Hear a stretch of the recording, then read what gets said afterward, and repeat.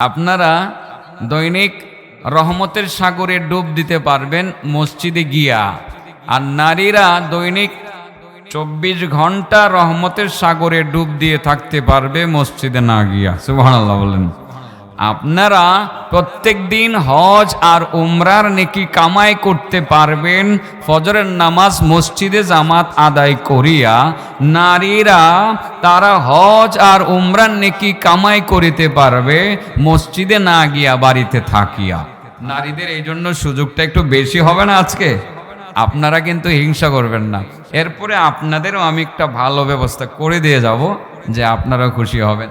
যেহেতু সূরা নিসার 11 নম্বর আয়াত এখানে আমাকে আলোচনার জন্য দেওয়া হয়েছে, এই আয়াতে নারীর অধিকার এবং তার উত্তরাধিকারী সূত্রে পৈতৃক সম্পত্তি থেকে সে কেমন পাবে, মায়ের সম্পত্তি থেকে সে কি পরিমাণ পাবে, এসব বিষয়ে এই আয়াতটাতে উল্লেখ করা হয়েছে।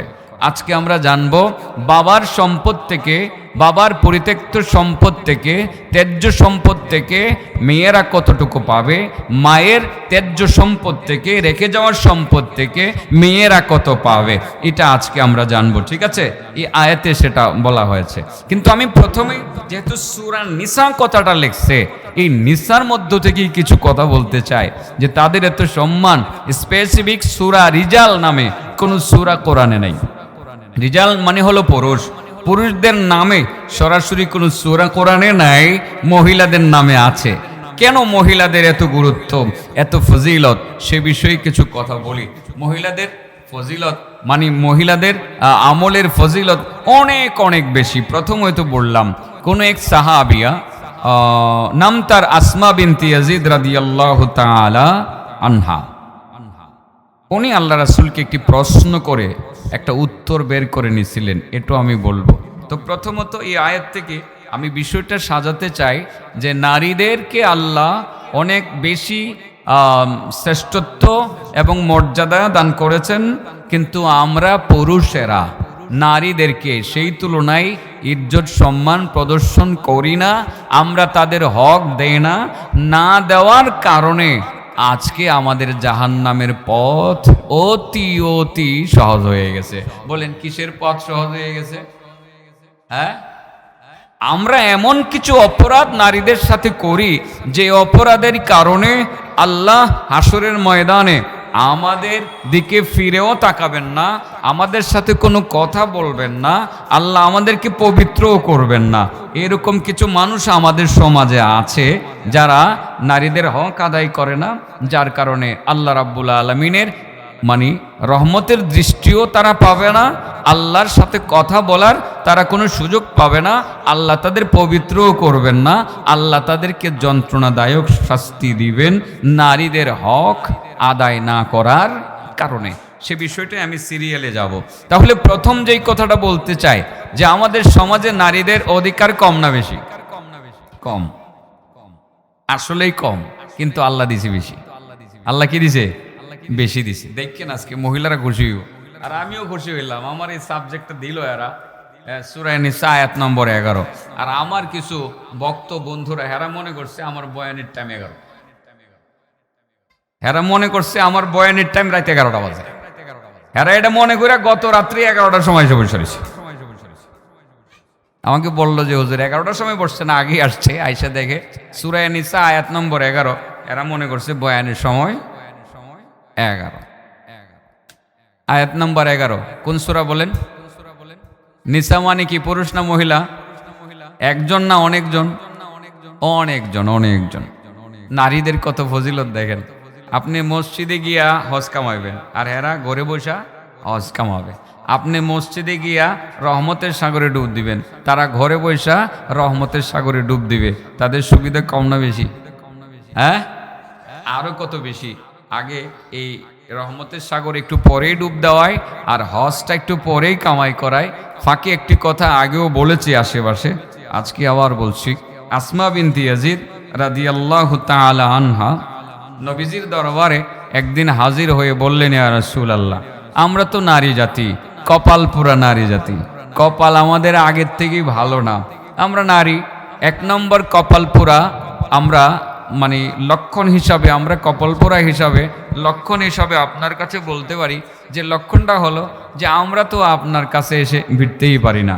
পুরুষেরা এনি টাইম আপনার কাছে আসতে পারে, সামনে আসতে পারে, কথা বলতে পারে, মনের কথা বলতে পারে, মাসআলা মাসাইল তারা নির্দ্বিধায় আপনার কাছে এসে জিজ্ঞাসা করতে পারে, আপনার পাশে বসে থেকে আপনার সোহবত অর্জন করতে পারে।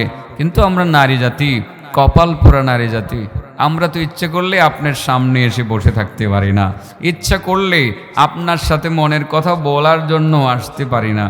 অনেক অনেক নিয়ম কানুন মেনে আপনার কাছে আসতে হয়। কিন্তু পুরুষেরা তো তারা নির্দ্বিধায় সেই কাজটা করতে পারে, আমরা যেটা পারি না। মনে বড় ব্যথা ইয়া রাসূলুল্লাহ। পুরুষেরা অনেক কিছুই পারে, আমরা পারি না। পুরুষেরা আরও পারে, তারা ইচ্ছে করলেই তো মসজিদে এশার নামাজ পাটলি, এই যে জামি মসজিদে, কেন্দ্রীয় মসজিদে এশার নামাজ মসজিদে গিয়ে আদায় করতে পারে। কথার কথা বোঝানোর জন্য পাটলি বলেছি, নবীর জমানায় তো মদিনায় পাটলি ছিল না। পাটলি ছিল? পাটলি ছিল না। তো বোঝানোর জন্য বললাম যে পুরুষেরা ইচ্ছা করলেই তো মসজিদে গিয়ে 5 ওয়াক্তের নামাজ জামাতে আদায় করতে পারে। আমরা নারী জাতি ইচ্ছা করলেই আমরা 5 ওয়াক্তের নামাজ মসজিদে জামাতে আদায় করতে পারি না। পুরুষেরা ইচ্ছা করলেই কিন্তু জুমার নামাজ মসজিদে আদায় করতে পারে। ইয়া রাসূলুল্লাহ, আমরা ইচ্ছা করলেই মসজিদে গিয়ে জুমার নামাজটুকু আদায় করতে পারি না। নাকি আপনাদের পাটুলি এলাকার মহিলারা এই কেন্দ্রীয় মসজিদে এসে নামাজ পড়তে পারে? পারে না, পারে না। পুরুষেরা ইচ্ছা করলেই তো আপনার হজ করতে যেতে পারে, কিন্তু আমরা ইচ্ছা করলেই পারি না, টাকা হইলেও পারি না। সঙ্গে একজন মাহারাম নিতে হবে। কি নিতে হবে? মাহারাম নিতে হবে।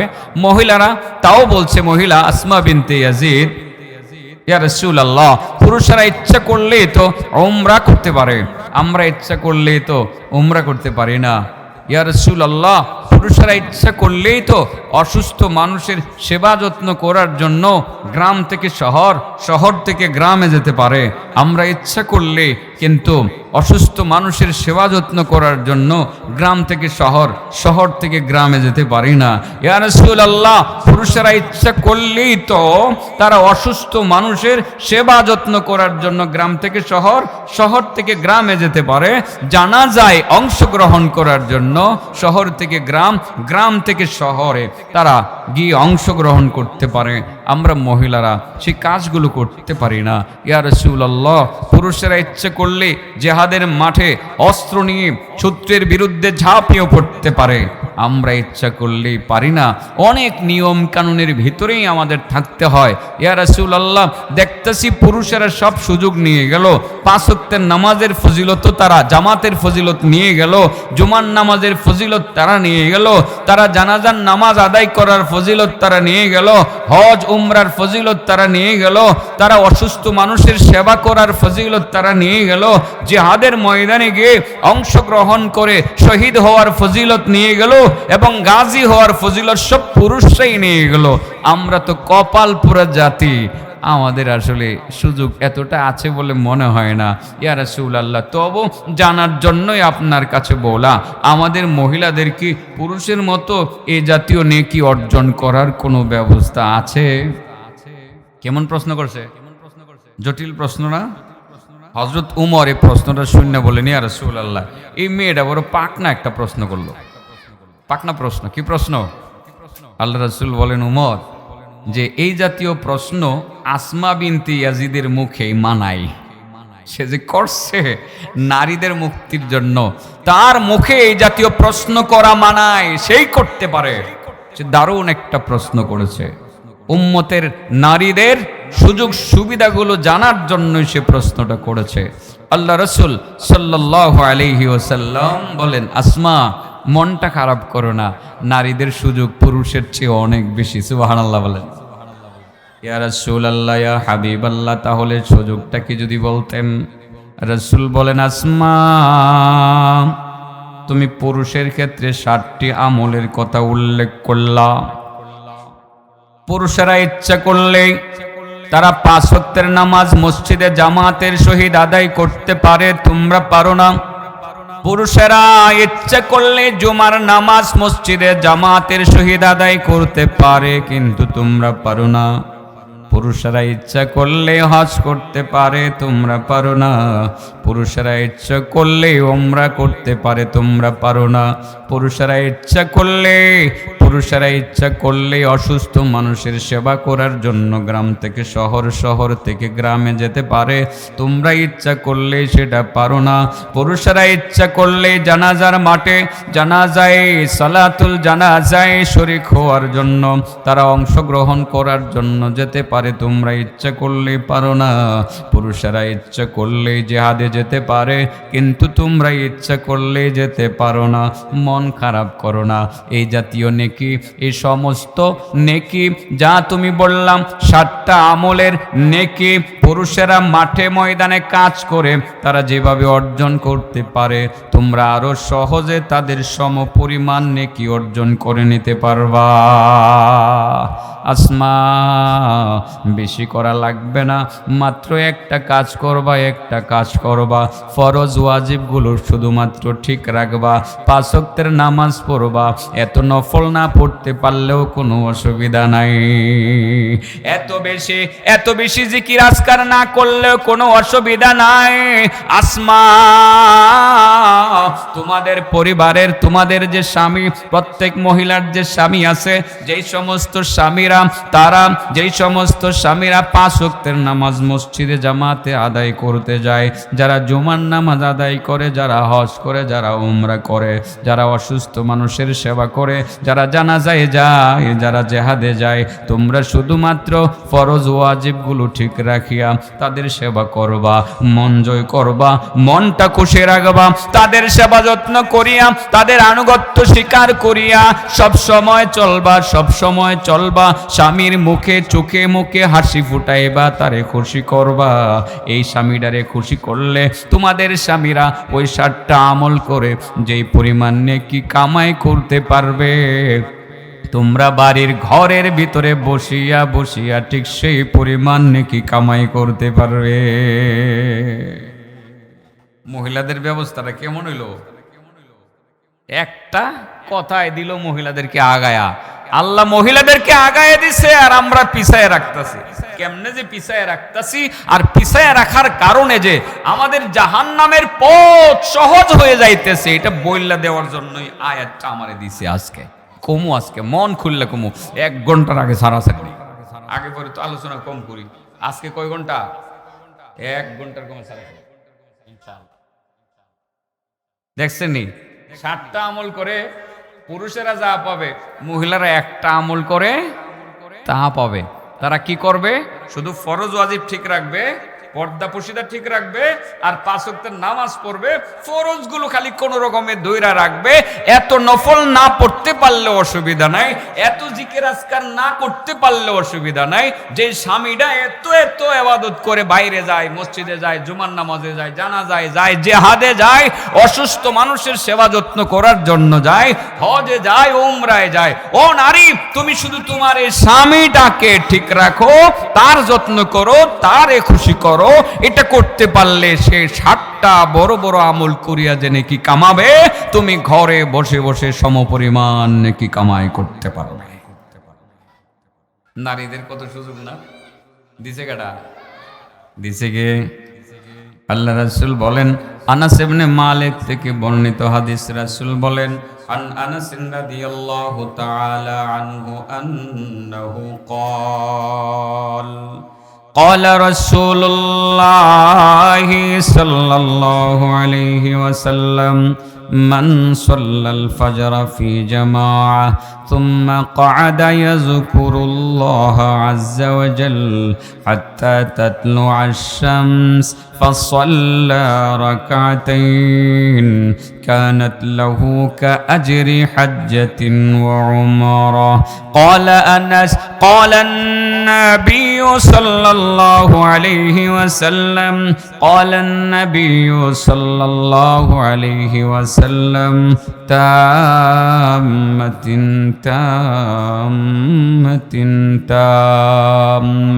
হযরত আনাস ইবনে মালিক রাদিয়াল্লাহু তাআলা আনহু বলেন, আল্লাহর যে সমস্ত বান্দা ফজরের নামাজ জামাতে আদায় করবে, কিসে আদায় করবে? জামাতে আদায় করবে। এবার আপনাদের পক্ষে 2টা কথা বলি, এরপরেই কিন্তু আবার মহিলাদের পক্ষে চলে যাব, কারণ সাবজেক্টের নাম হইল সূরা নিসা আয়াত নম্বর 11। আয়াত নম্বর কি 11? আমি যদিও অনুবাদের সাথে এখনো মিলাইতে পারতেছি না, শুধু সূরা নিসা কথাটাকে নিয়ে কিছু কথা বলতেছি।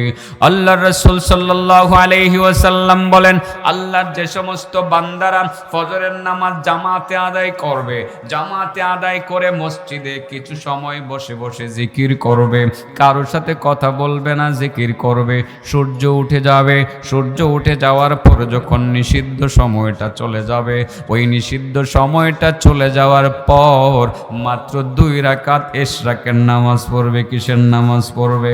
মাত্র 2 রাকাত ইশরাকের নামাজ পড়বে। রাসূল বলেন, কানাত লাহু কা আজরি হাজ্জাতিন ওয়া উমরা, সাথে সাথে মহান রব্বুল আলামিন তার আমলনামায় একটা হজ আর একটা উমরার নেকি জমা করে দিবেন। হযরতে আনাস বলেন মানে কেমন হজ আর কেমন উমরা? আনাস বলেন, একটা পরিপূর্ণ হজ, একটা পরিপূর্ণ উমরার সওয়াব তার আমলনামায় লিখে দেওয়া হবে। সুবহানাল্লাহ বলেন। একটা পরিপূর্ণ হজ আর একটা পরিপূর্ণ উমরার নেকি পাইবেন ফজরের নামাজ আদায় করার পরে 2 রাকাত। কোন নামাজ পড়লে? বলেন, কিসের নামাজ? এই জায়গাতে মহিলাদের সুবিধা কোন জায়গায়? মহিলারা বলতে পারে, হুজুর এই জায়গাতেও তো আমরা পিছাইয়া গেলাম, এই জায়গাতে পিছাইয়া গেলাম। কারণ হলো পুরুষেরা ফজরের নামাজ পড়ার জন্য মসজিদে যাইতে পারে, কিন্তু আমরা মহিলারা ফজরের নামাজ আদায় করার জন্য যখন মসজিদের দিকে রওনা দেয়, স্বামীও বাধা দেয়, ইমাম সাহেব তো আরো জোরে সোরে বাধা দেয়, আমাদেরকে মসজিদে পুরুষের সাথে নামাজ করতে দেয় না। এমন একটা প্রশ্ন মহিলাদের ভিতর থেকে আসতে পারে কি পারে না? পুরুষেরা তো ঠিকই দৈনিক হজ কামাই করবে, উমরা কামাই করবে, আমরা মহিলারা কিভাবে হজ কামাই করব, কেমনে উমরা কামাই করব?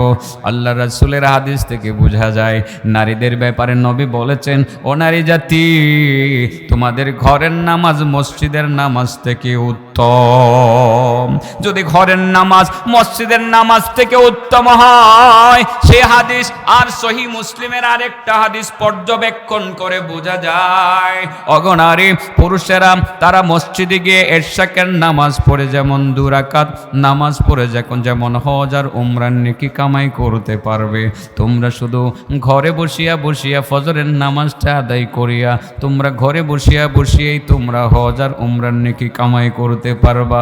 তোমাদের এত কিছু করা লাগবে না, শুধুমাত্র তোমার স্বামীকে ফজরের আজানের সময় তুমি জাগাইয়া দিবা, জাগাইয়া দিয়া তোমার স্বামীকে বলবা, স্বামী গো জামাতের টাইম হয়ে যাইতেছে, আজান হয়ে গেছে, 10 মিনিটের ভিতরে ইকামত হয়ে যাবে, আপনি যান গিয়া নামাজটা আদায় করে আসুন। ফজরের নামাজটা আদায় করে আপনি এবার ইশরাকের নামাজটাও আদায় করে আসবেন। শীতের দিনে আমি নাস্তা তৈয়ার করতেছি, আমি নামাজ পড়ে নাস্তা তৈয়ার করে অপেক্ষা করব, আপনি ইশরাকের নামাজটা পড়ে ঘরে ফিরবেন। স্বামী গেল মসজিদে, স্ত্রীর কথা শুনলো, ফজরের নামাজটা আদায় করলো, আদায় করে এবার নামাজের মুসল্লায় বসে বসে জিকির শুরু করে দিল, লা ইলাহা ইল্লাল্লাহ। বলেন, লা ইলাহা ইল্লাল্লাহ, লা ইলাহা ইল্লাল্লাহ, লা ইলাহা ইল্লাল্লাহ, লা ইলাহা ইল্লাল্লাহ, লা ইলাহা ইল্লাল্লাহ, লা ইলাহা ইল্লাল্লাহ, লা ইলাহা ইল্লাল্লাহ, মুহাম্মাদুর রাসূলুল্লাহ। স্বামী আবার ফজরের নামাজটা আদায় করে বসে বসে জিকির শুরু করলো। এই ফাঁকে সূর্য উঠে গেল, নিষিদ্ধ সময়টা চলে গেল। 2 রাকাত নামাজ পড়ে ওই স্বামী বাড়িতে ফিরল।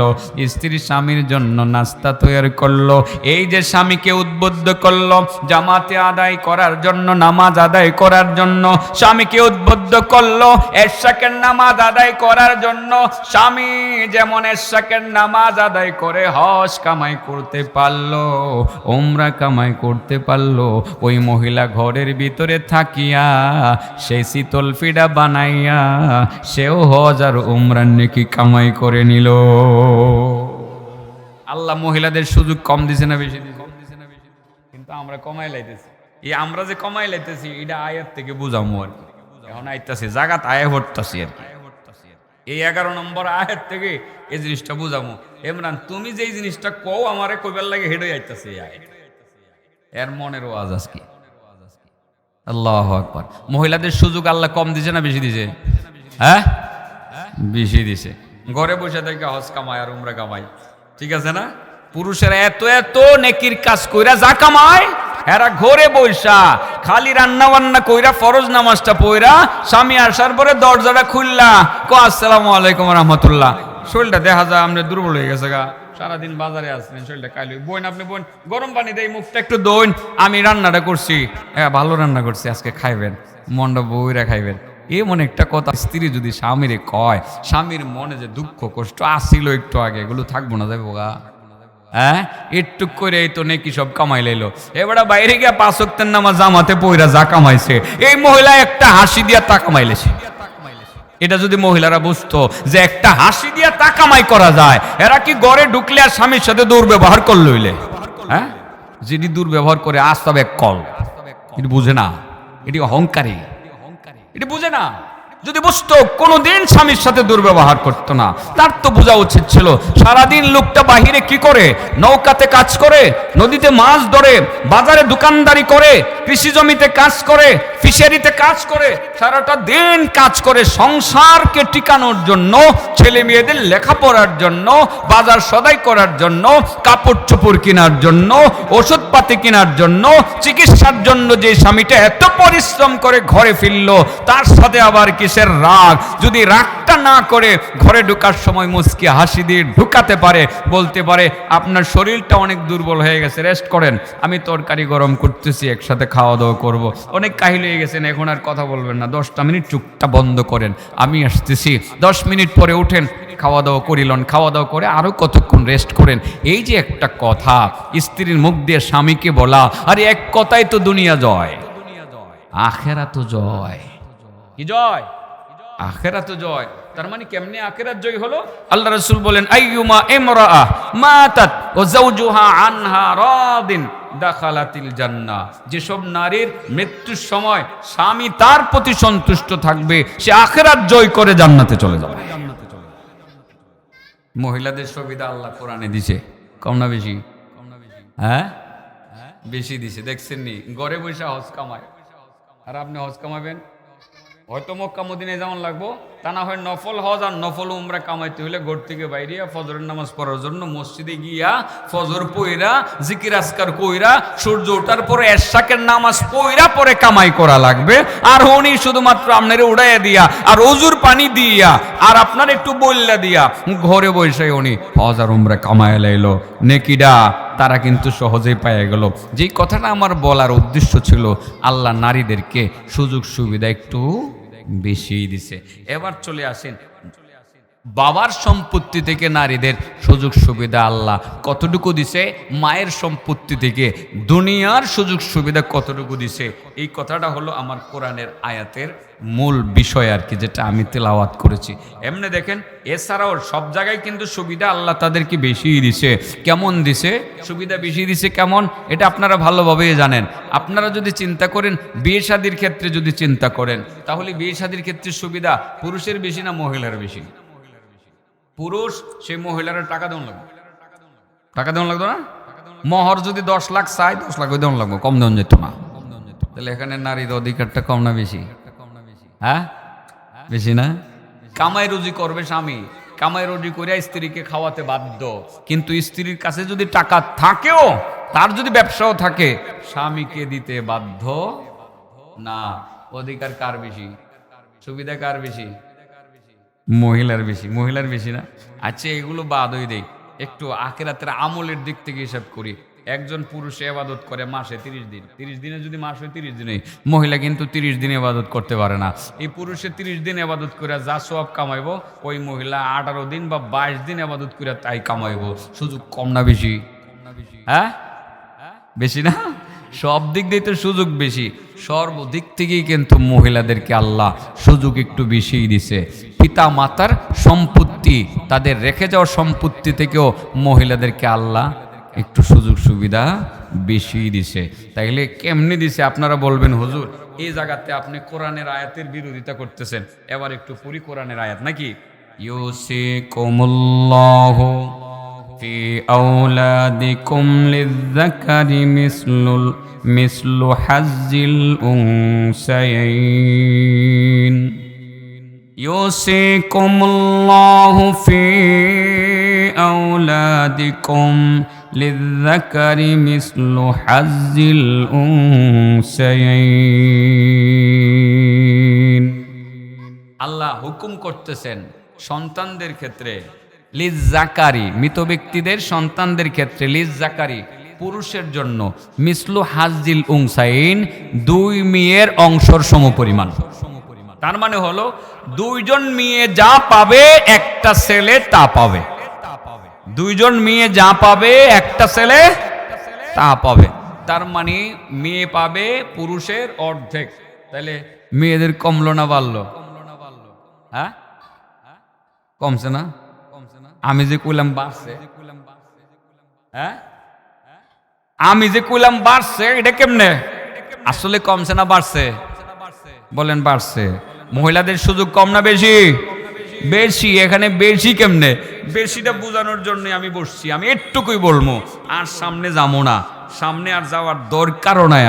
আমার মেয়েরা বাবার সম্পত্তি, মায়ের সম্পত্তি থেকে এক ছেলে যা পাবে তার অর্ধেক পাবে। তার মানে হলো দুই মেয়ে যা পাবে এক ছেলে তা পাবে।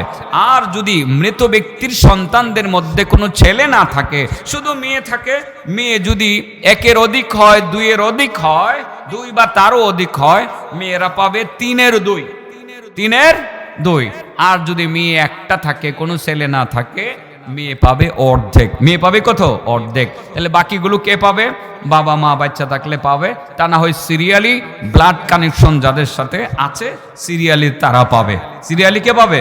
তারা পাবে। এটার বিবরণ এখানে দেওয়া আছে, সেদিকে আমি যাচ্ছি না। এখন প্রশ্ন হলো যে আমি সারাক্ষণ শুধু মেয়েদেরকে উপরে রাখলাম যে আল্লাহ তাদের সম্মান বেশি দিছে, ও অধিকার বেশি দিছে।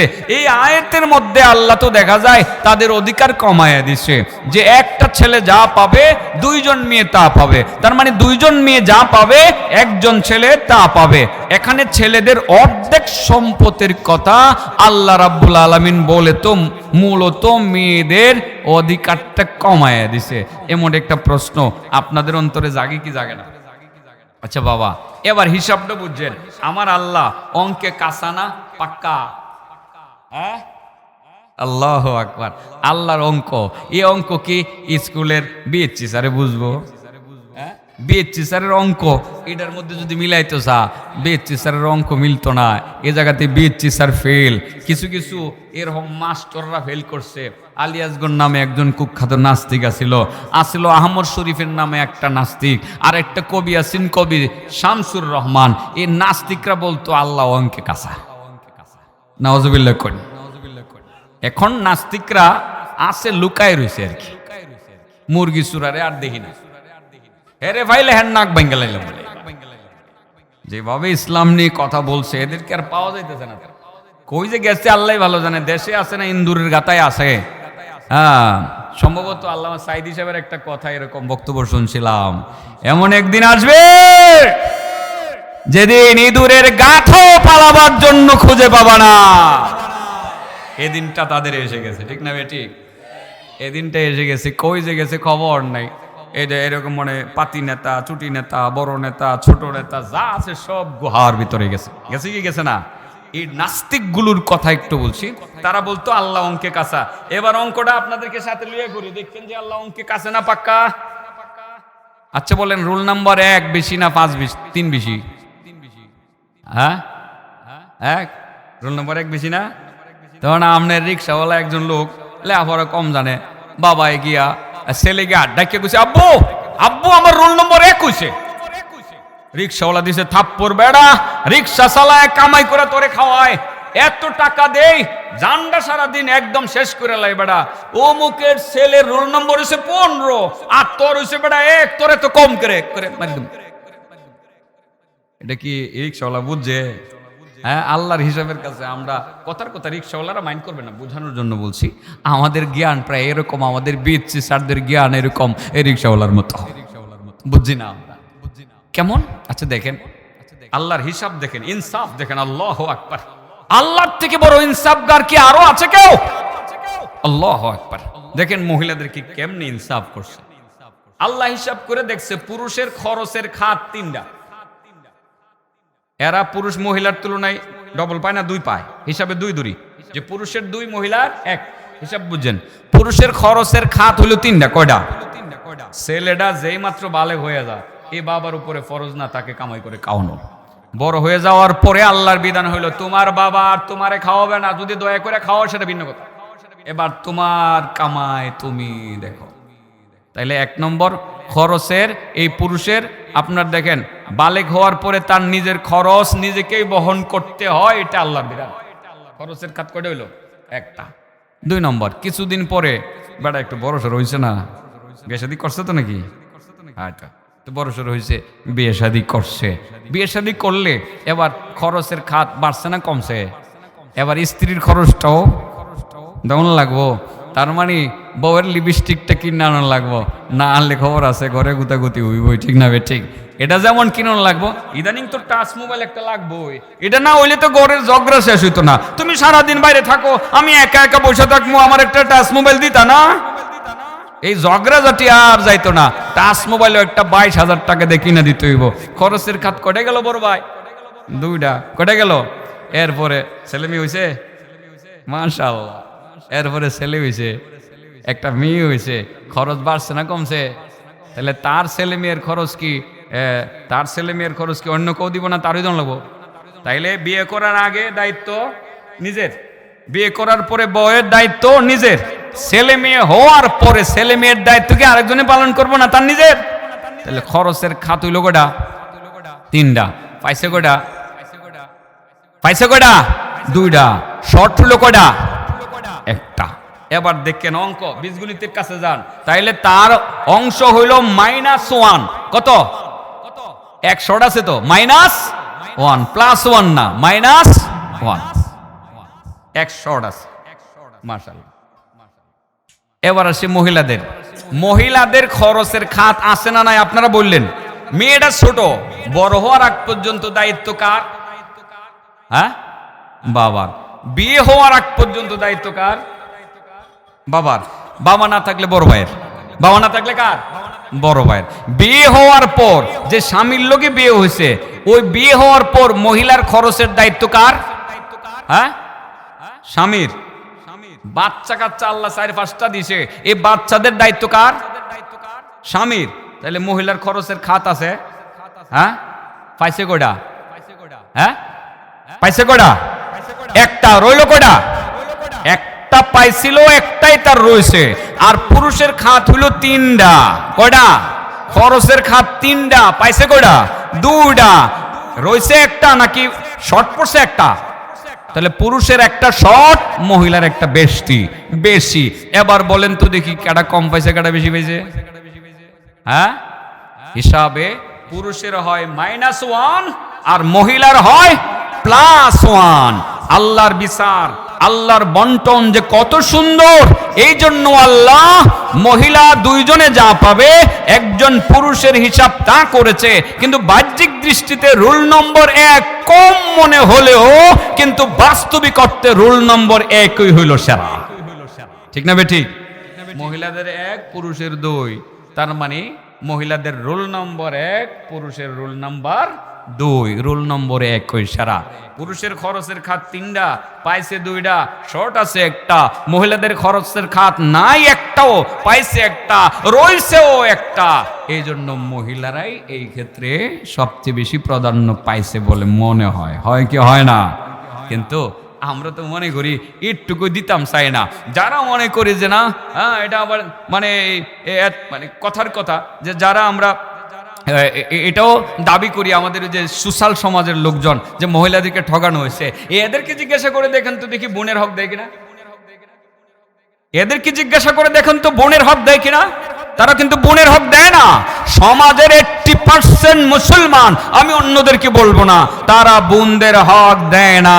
আল্লাহ তাদের জন্য যা নির্ধারণ করেছে তা তারা দিতে চায় না। আরো যদি বেশি নির্ধারণ করতেন এটা আগেই দিত না। এবং তাদের হক যেমন মারে, পাশাপাশি সম্পদকে কেন্দ্র করে তাদের সাথে সম্পর্ক নষ্ট করে। এই কারণে আমি আজকে একটা বিষয় আপনাদের সামনে তুলে ধরার নিয়ত করছিলাম, এটা এখন বলেই ফেলি, যদিও সাবজেক্টের সাথে সাংঘর্ষিক না, সামঞ্জস্যশীল, সেটা বলে ফেলি। একটা হাদিস পড়ছিলাম, প্রথমত মনে হয়েছিল হাদিসটা মনে হয় বিষয়ের সাথে মিল নাই, এখন দেখবেন মিল আছে। নারীদের অধিকার থেকে আমরা বঞ্চিত করতেছি। আল্লাহ বলছেন তাদেরকে দিয়ে দেওয়ার জন্য। কতটুকু দিয়ে দেওয়ার জন্য? পুরুষে যা পাবে অন্ততপক্ষে তার অর্ধেক মেয়েকে দিয়ে দেওয়ার জন্য বলা হয়েছে। তার মানে দুইজন মহিলা যা পাবে একজন পুরুষ তা পাবে, একজন পুরুষ যা পাবে দুইজন মহিলা তা পাবে, এটা দিয়ে দেওয়ার জন্য বলা হয়েছে। এটা না দিয়ে আমরা তাদের সাথে সম্পর্ক নষ্ট করতেছি। আর এই সম্পর্ক নষ্ট করার কারণে আমাদের ভবিষ্যৎ কোন জায়গায় গিয়ে দাঁড়াইছে এটা একটু বলার জন্য একটা হাদিস পড়ে ফেলছিলাম। যেহেতু পড়ে ফেলছিলাম আমি সেদিকে একটু যাই, আপনারা যদি কষ্ট মনে না করেন। قال النبي صلى الله عليه وسلم ثلاثة لا يكلمهم الله يوم القيامة ثلاثة لا يكلمهم الله يوم القيامة ولا ينظر إليهم ولا يزكيهم ولهم عذاب أليم فقرأها رسول الله صلى الله عليه وسلم 3 مرات قالوا خابوا وخسروا من هم يا رسول الله قال المسبل إزاره والمنان وقاطع رحم أو كما قال النبي صلى الله عليه وسلم رسول كريم صلى الله عليه وسلم বলেন হাসরের ময়দানে 3 প্রকার মানুষের সাথে মহান রাব্বুল আলামিন ইচ্ছা করে কোনো কথা বলবেন না, তাদের দিকে ফিরেও তাকাবেন না, চিনবেন তারপরেও না চেনার ভান ধরবেন। মুসলমান, সে মুমিন ইমানদার দাবি করত, মুসলমান দাবি করত, তারপরেও আল্লাহ রাব্বুল আলামিন হাসরের ময়দানে তাদের সাথে কথা বলবেন না, তাদের দিকে ফিরেও তাকাবেন না, তাদেরকে পবিত্র করবেন না। তাদের জন্য যন্ত্রণাদায়ক আযাব হবে। ওয়ালাহুম আযাবুন আলীম। এই কথাটা আল্লাহর নবী 3 বার উচ্চারণ করলেন। সাহাবায়ে কেরাম আল্লাহর নবীকে বললেন, খাবু ওয়া খাসিরু মান হুম ইয়া রাসূলুল্লাহ। ওগো আল্লাহর নবী, ওই লোকগুলো কারা যাদের সাথে আল্লাহ কথা বলবেন না, যাদের দিকে ফিরেও তাকাবেন না, যাদেরকে পবিত্র করবেন না, ওই মানুষগুলো কারা যদি আপনি আমাদের সামনে খুলে বলতেন। রাসূল বলেন ওই মানুষ হলো 3 প্রকার মানুষ। 1 নম্বর হলো আল মুসবিলু ইজারা, যারা লুঙ্গি পরে, পায়জামা পরে টাকনুর নিচে, যারা লুঙ্গি পায়জামা টাকনুর নিচে পরে, টাকনুর নিচে যারা কাপড় পরে ইচ্ছাকৃতভাবে, হাসরের ময়দানে মহান রাব্বুল আলামিন তাদের সাথে কোনো কথা বলবেন না, তাদের দিকে ফিরেও তাকাবেন না, পবিত্র করবেন না। এই বিষয়ে আজকে আমি বিস্তারিত বলবো না। 2 নম্বরে যারা মানুষের উপকার করে, মানুষের কল্যাণ করে, উপকার করার পরে সঙ্গে সঙ্গে আবার খুঁটা দেয়। বলেন কি দেয়? খুঁটা দেয়। যারা আবার খুঁটা দেয়, ওই রকম খুঁটা যারা দেয়, হাসরের ময়দানে আল্লাহ তাদের সাথে কথা বলবেন না, ফিরেও তাকাবেন না, তাদেরকে পবিত্র করবেন না। 3 নম্বর হলো কাতিউ রাহম। 3 নম্বর যারা আত্মীয়দের সাথে সম্পর্ক ছিন্ন করে। ও বাবা, আত্মীয়দের মধ্যে ভাই বোনের আত্মীয়তার চেয়ে ঘনিষ্ঠ কোনো আত্মীয়তা নাই, ঠিক না ঠিক? ভাইয়ের সাথে বোনের সম্পর্ক অনেক অনেক অনেক মজবুত সম্পর্ক, বোনের সাথে ভাইয়ের সম্পর্ক অনেক মজবুত সম্পর্ক। বোন যখন পাটলি গ্রামে আসে, অনেক দূরে বিয়ে শাদী হয়েছে, কাগজে গ্রামে বিয়ে হয়েছে, অষ্টগ্রামে বিয়ে হয়েছে, বহুদিন পরে গ্রামে আসছে, কোরআনের এই আয়াতটা ভালো করে পড়ে আসছে, হুজুরদের কাছ থেকে শিখে আসছে যে বাবার সম্পত্তি থেকে ভাই যা পাবে আমি তার অর্ধেক পাবো। ওখান থেকে সুজা পাটলি গ্রামে এসে বলল, ভাইয়া বাবা বিয়ে দিছে আমারে 40 বৎসর, বাবা মারা গেছে আজকে 20 বৎসর, এই 20 বৎসর যাবৎ বাবার সম্পত্তি তোমরা দুই ভাই মিলে ভোগ করতে আছো, তোমরা এইভাবে ভোগ করতে আছো, আমাদের কোনো আপত্তি নাই। ও ভাইয়া কোনো আপত্তি নাই, কোনো আপত্তি নাই, তোমরা ভোগ করবা তাতে কোনো আপত্তি নাই। ছোটবেলা মানুষ করেছো, কোলে নিছো, বিয়ে শাদী দিছো, গ্রামে মাঝে মধ্যে দেখতে আসো, বৎসরে 2টা ঈদে হাদিয়া পাঠাও, কাপড় চোপড় পাঠাও। ভাইয়া 10-20 খানি সম্পত্তি যদিও আমরা পাবো, এত সম্পত্তি বাবার সম্পত্তি আমরা আনবো না। ভাইয়া তোমার বুঞ্জা মায়েরা, আমার স্বামীটা অসুস্থ হয়ে গেছে, এখন আর জমিনে কাজ করতে পারে না, ছেলে মেয়েদেরকে লেখাপড়া করাইতে পারতেছি না, মাঝপথে ছেলে মেয়েদের লেখাপড়া বন্ধ হয়ে গেছে, তোমার বড় ভাইগনারা এখন আর লেখাপড়া করে না, চিন্তা করলাম সংসারের হাল কাউকে না কাউকে ধরতে হবে, আমার স্বামী তো কাজ করতে পারে না, খাওয়া দাওয়া বড় কষ্ট হয়, ভাইয়া তোমার ভাইগনারে সৌদি আরবে মদিনা শরীফ পাঠাইয়া দেবো, ওখানে একটা কোম্পানিতে চাকরি করবে, তাকে এলাকার একজন মানুষে নেবে, 5 লক্ষ টাকা লাগবে ভাই, 50 লক্ষ টাকার সম্পত্তি তোমার কাছে আমি পাবো, দুই ভাইয়ের কাছে পাবো, এই 50 লক্ষ টাকার সম্পত্তি নিতে চাই না, ভাইয়া একটা কাজ করো, দুই ভাই মিলে আমারে মাত্র 8 লাখ টাকা দিয়ে দাও, বাকি টাকাগুলো তোমরা দুই ভাই মিলে বুক করো, কোনো আপত্তি নাই, ভাই 8 লাখ টাকা দিয়ে দাও, তোমার ভাইগনাটারে সৌদি আরব পাঠামো। আল্লাহ রাব্বুল আলামিনের নির্দেশ কিন্তু পুরাটা দেওয়া, কিন্তু বোনে বলল ভাইয়া দেওয়া লাগবে না, শুধু 8 লাখ টাকা দিয়ে দাও। আসার পরে সঙ্গে সঙ্গে বলার পরে আপনার স্ত্রী রাগ করলো, তোমার বোনে কি কয়, সারা জীবন দেখছি কান্দ করে কাঁঠাল লয়ে গেছো, বোনের ভাই বড় কাঁঠাল কিনা লয়ে গেছো, দেখছি না কত কষ্ট করছো বোনের লাইগা, বোন বাগদিরে জীবনে কম করছো না, এখন আইছে বাবার বাড়ির থেকে হক নিত, আমার বুঝে কাটে না, এটা যাতে আর কোনোদিন এই বাড়িতে না হয় তারে আমি আর করতাম না, বুঝেন না কথা কি ঠিক বলছি?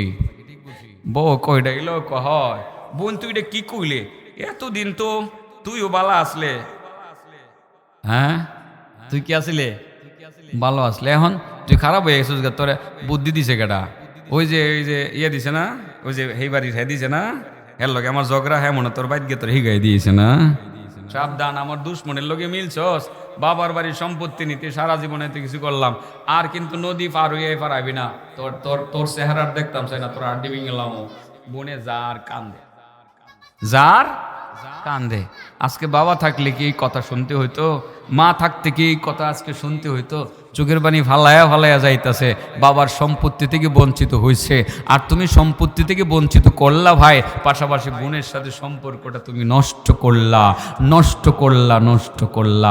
আত্মীয়তার সম্পর্ক যারা ছিন্ন করে, আত্মীয়তার সম্পর্ক যারা ছিন্ন করে, হাসরের ময়দানে আল্লাহ তাদের দিকে ফিরেও তাকাবেন না, কথা তো বলবেনই না, ফিরেও তাকাবেন না, আল্লাহ রাব্বুল আলামিন তাদেরকে পবিত্র করবেন না, তাদের জন্য কঠিন শাস্তির কথা উল্লেখ রয়েছে। নাউজুবিল্লাহ বলেন। এই কথাটাই তো এখানে, আমার আর তাফসীর আর বেশি করার দরকারটা কি, একটুকুই তো এখানে আপনাদের বোঝানো দরকার, বাকি ফারায়েজ আপনাদেরকে বলে দিলে তো আপনারা সব ফারায়েজ লিখতেও পারবেন না, এতটুকুই বলে দিলাম। ইউসিকুমুল্লাহু ফি আওলাদিকুম লিযযাকারি মিসলু হাজ্জিল উনসাইন। আল্লাহ রাব্বুল আলামিন আমাদেরকে নির্দেশ দিতেছেন, রাসূল সাল্লাল্লাহু আলাইহি ওয়াসাল্লামের মাধ্যমে ওহী নাজিল করে যে আল্লাহ তোমাদেরকে নির্দেশ দিতেছেন লিযযাকারি, তারা তেজ্য সম্পত্তি থেকে, মার বাবার তেজ্য সম্পত্তি থেকে পুরুষেরা কতটুকু পাবে, মিসলু হাজ্জিল উনসায়াইন, দুই মেয়ে যা পাবে একজন পুরুষ তা পাবে। আমরা কি বাবার সম্পত্তি থেকে মেয়েদের ভাগ দিতেছি? দেই? কয়জনে বুকে হাত দিয়ে বলতে পারবেন দিচ্ছেন? নানান অজুহাতে সম্পত্তি রেখে দিচ্ছেন, এই সম্পর্ক ছিন্ন করতেছেন সম্পত্তির কারণে। আপনার ইবাদত তো কবুল হবে না, আপনি জান্নাতে যেতে পারবেন না। হাসরের ময়দানে আল্লাহ আপনার দিকে তাকাবেনও না, কথা তো বলবেনই না, তাকাবেনও না, পবিত্র করবেন না। আল্লাহ নিজেই বলেন, এরে আমি যন্ত্রণাদায়ক শাস্তি দিব। নাউজুবিল্লাহ। আপনার যে সম্পদে বোনের হক রয়ে গেছে, আপনার এই সম্পদটার মধ্যে কি হারাম মিশ্রিত হয়েছে? মনে হয় হারাম ঢুকে গেছে কেন? এটাই তো বলতে আসলাম যে 3 প্রকার মানুষের সাথে আল্লাহ কথা বলবেন না। 1 নম্বর যে টাকনুর নিচে কি পরে বলেন, আর 2 নম্বর যে উপকার করে কি দেয়, খোটা দেয়। এই যে বাবি খোটা দিয়ে লাইলো, সারা জীবন দেখলাম বড় বড় কাঁঠাল কিনা নিলাম, আর কাঁঠাল কিনা লইয়া তুমি ঘরের মধ্যে লইয়া ওই 8 গ্রাম বোনের বাড়িতে গেলা, তুমি গেলা, তোর লাগে কিনা করছি আমি নিজে ঈদের সময় একটা শাড়ি কিনা তোর ভাইয়েরে কইছি লইয়া যা, তোর ভাই লইয়া গেছে, আর আজকে আইসুস বাবার বাড়ির ভাগ্নিতে। পরে জাড়ালো হাতে, কি লয়? জাড়ালো। সাবধান সাবধান সাবধান, আপনি জান্নাতে যাবেন না। আল্লাহ রাসূল বলেন, লা ইয়াদখুলুল জান্নাতা কাতি', যারা আত্মীয়তার সম্পর্ক ছিন্ন করে তারা জান্নাতে যেতে পারবে না। আমার বিষয়টা কি বুঝছেন? এবার বলেন, মহিলাদের অধিকার, হক, সম্মান, ইজ্জত ইসলামে কম না বেশি? এক তো ইবাদতের ক্ষেত্রে বলছি, পৈতৃক সম্পত্তি থেকে যদিও শুনতে শোনা যায় তারা পুরুষের অর্ধেক, কিন্তু বাস্তবিক করতে পুরুষের চেয়ে তাদের বেশি হয়। কি হয়? বেশি হয়। পুরুষের হক হয় -1 আর মহিলার হক হয় +1। আমি কি বুঝাইতে পারছি কথাগুলো? আর কি বুঝানোর দরকার আছে? আর বুঝানোর দরকার নাই। এরপরে যিনি কথা বলবেন, লম্বা সময় কথা বলবেন, এরপরে আসতেছেন আজকে মুফতি আব্দুর রহিম আল মাদানী আসতেছেন, আলহামদুলিল্লাহ গুরুত্বপূর্ণ কথা বলবেন। আমি এবার শেষের দিকে আগাই, একটু শেষের দিকে আগাই। ইউসিকুমুল্লাহু লিযাকারি মিসলু হাজ্জিল উনসাইন। যে মহিলারা যা পাবে পুরুষের একটু ডবল পাবে, 2 মহিলা যা পাবে 1 পুরুষ তা পাবে। এরপরে আল্লাহ আরেকটা মাসলা বলছে, ফাইন কুন্না নিসাআন ফাওকাসনাতাইনি ফালাহুন্না সুলুসা মা তারাক। যদি ওয়া ইন কানাত ওয়াহিদাতান ফালাহান নিসফ ওয়া লিআবওয়াইহি লিকুল্লি ওয়াহিদিম মিনহুমা সুদুস। শুধু মেয়ে যদি হয়, ছেলে যদি না থাকে, মেয়ে যদি একজন হয় তাহলে মেয়ে পাবে টোটাল সম্পত্তির অর্ধেক, আর মেয়ে যদি 2 বা ততোধিক হয় তারা পাবে 3 ভাগের 2। 3 ভাগের 2। আর মা বাপ বাচ্চা থাকলে তারা পাবে 6 ভাগের 1। মাও পাবে 6 ভাগের 1, বাবাও পাবে 6 ভাগের 1। এই মাসালা ফারায়েজের মাসলা। আমি যদি এখন সব খুললা কুইয়ে দেই তো আপনারা তো ফারায়ে জানার জন্য আমার কাছে যাইতেন না। এই জন্য পুরাডার কইলাম না, ফারায়ে জানতে যাইতেন না। আমার কাছে ফারায়ে জানতে গেলে একটা লিখকে দিয়া 2-3 হাজার টাকা রেখে দিতাম পারি, ইটা আর বন্ধ করে লাভ নাই। আপনার করে সে এলে তো আমরা তো ঝামেলাতে ঘুরে যাবো। কি কটা আপনারা না, আসলে বিষয়টা এরকম না। বিষয়টা হলো এই মাসালাটা, ফারায়েজের মাসালাটা আসলে এখানে ওয়াজ করে যে পুরাটা আপনাকে আমি বুঝিয়ে দিতে পারবো সম্ভব না, আপনার হয়তো বা মনেও থাকবে না। ফারায়েজটা আসলেই মোটামুটি জটিল, হিসাবের বিষয় তো মোটামুটি জটিল, কিন্তু এতটুকু আজকে শিখে রাখবেন যে পৈতৃক সম্পত্তি থেকে, মায়ের রেখে যাওয়া সম্পত্তি থেকে সন্তানদের মধ্যে 2 মেয়ে যা পাবে 1 ছেলে তা পাবে। ছেলের অধিকার যেমন ছেলে নিয়ে যায়, ঠিক মেয়ের অধিকারটাও মেয়ে নিয়ে যাবে।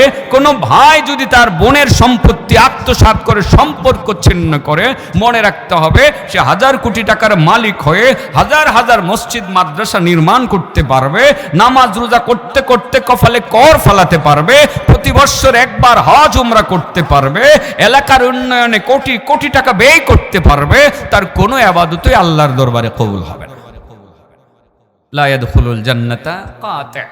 এইভাবে আত্মীয়তার সম্পর্ক যারা ছিন্ন করবে তারা জান্নাতে যাবে না। বিষয়টা আমি বুঝাইতে পারছি তো? আল্লাহ যে কথাগুলো বললাম আমাদের প্রত্যেককে এই কথাগুলোর উপরে আমল করার তৌফিক দান করুক।